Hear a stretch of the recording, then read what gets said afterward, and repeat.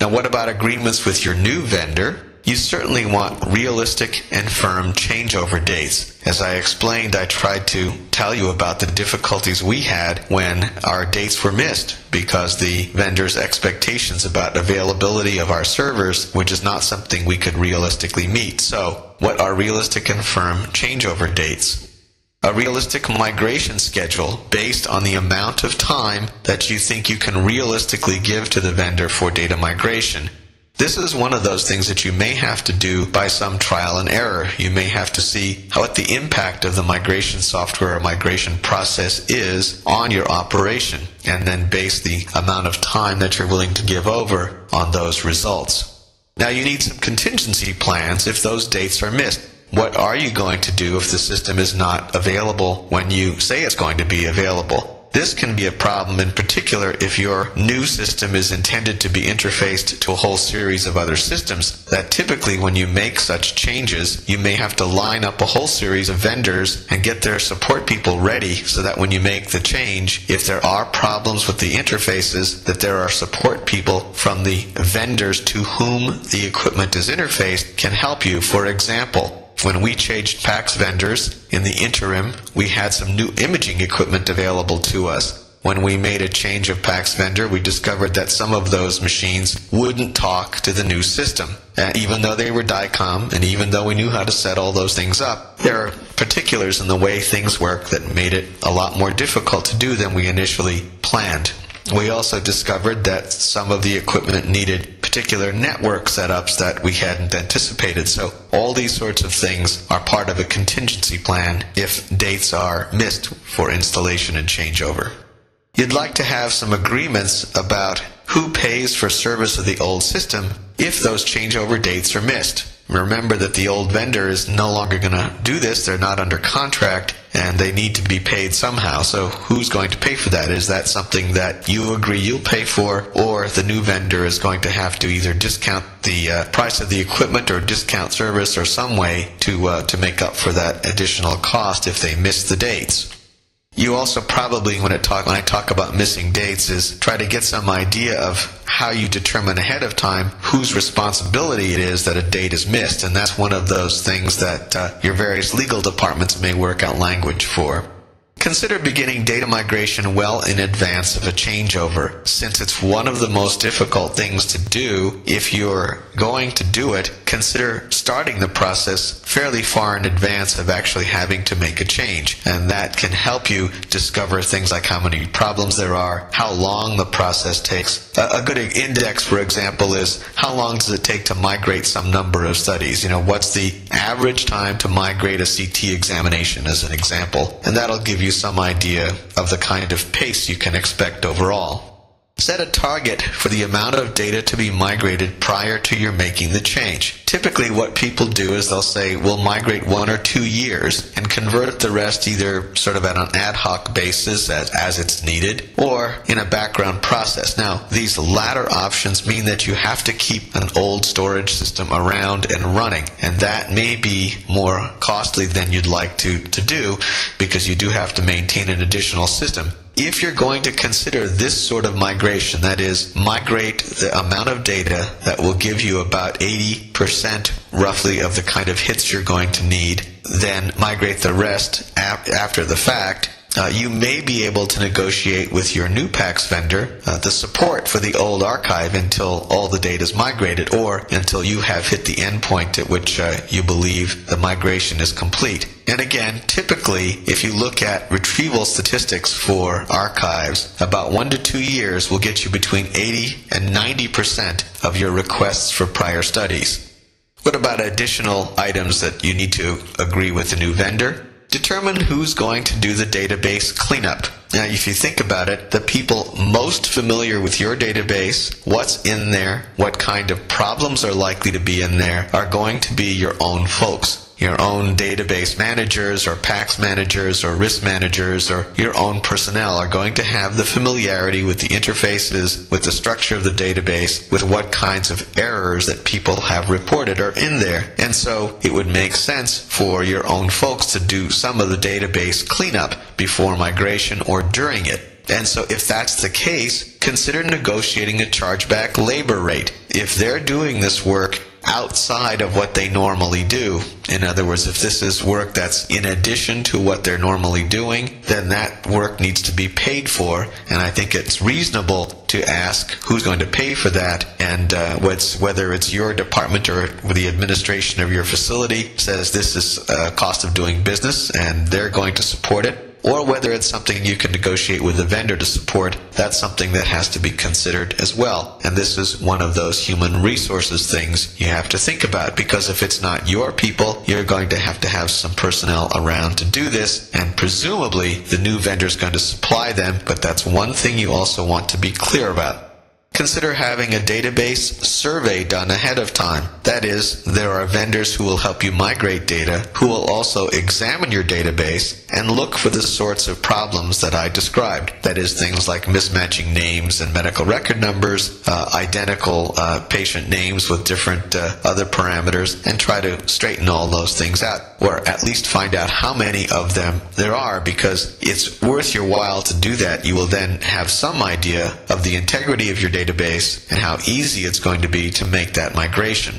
If you're going to do this survey, you probably want to negotiate who's going to pay for that service. Is it going to be your cost to do that, or is it going to be the cost of the new vendor to do that? And that, again, that's something you want to negotiate.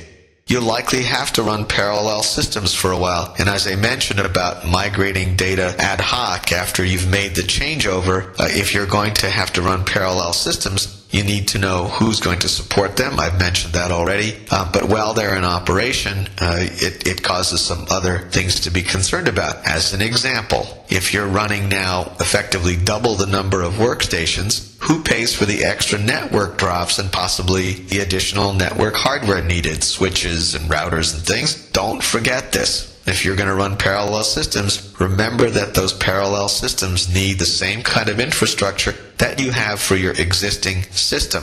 So if you're going to make the change, you'll need new network hardware for the new system, but you have to maintain the old one as well. Don't forget that you can't just change all the network jacks to the new system and then make that change if you're still using the old system clinically.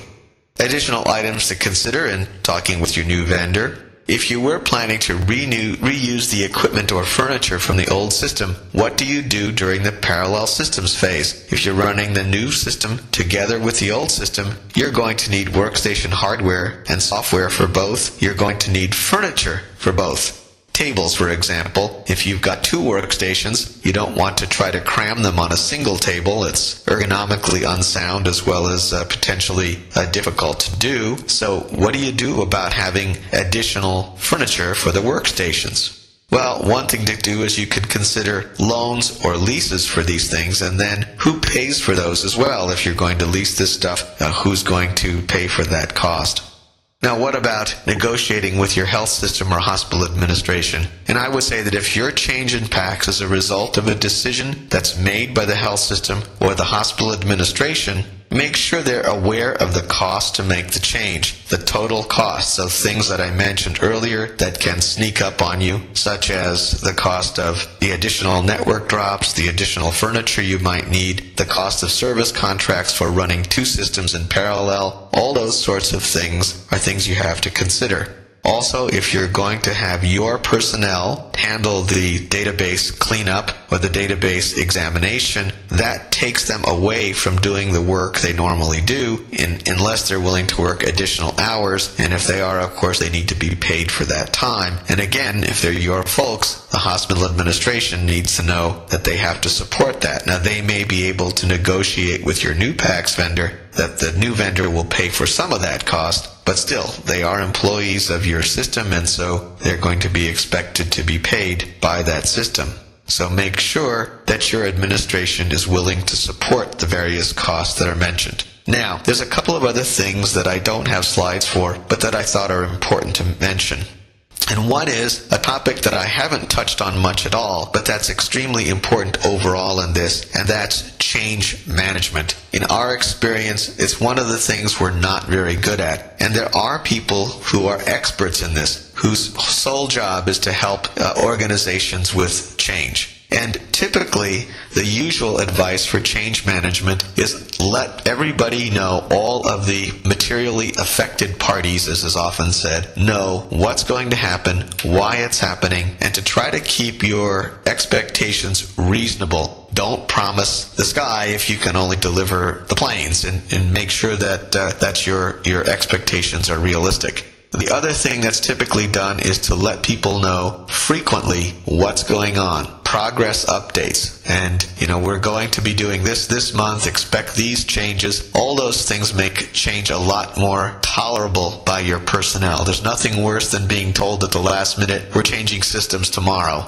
Go out and get trained. So there's all these sorts of things. Training is another issue. It is part of change management. There are costs associated with it because of the time necessary as well as the personnel necessary. In our experience, training can be very difficult, primarily because of the end users. As radiologists, we're very busy folks, and to try to get a whole group of us together at any one time to do training is extremely difficult. And this is one of the other things you need to negotiate with a vendor. The fact that they may have to do training at early hours in the morning or in the evenings after the clinical work is done. And both of those times can be difficult for vendors to do because their personnel want to keep reasonable hours as well. So this is a difficulty that we've seen. It is extremely difficult to get groups of radiologists or other physicians together at the same time because we have our own clinical responsibilities to attend to.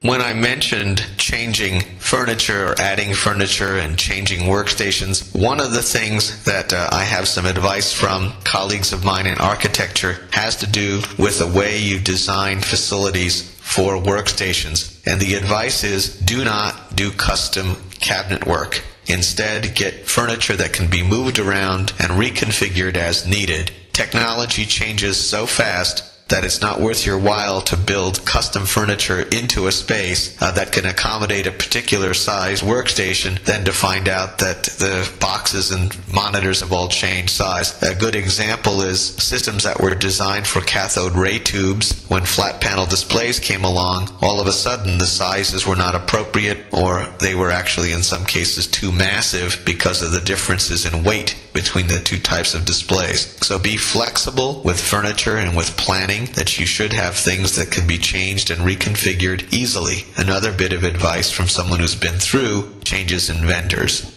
To conclude, facing a change of PACS vendors is going to be painful and difficult, and this is true whether it's a PACS vendor or a RIS vendor. I believe that changing RIS vendors, in my experience, is going to be more difficult. It is something we have avoided studiously, despite the fact that we've changed PACS vendors at least twice.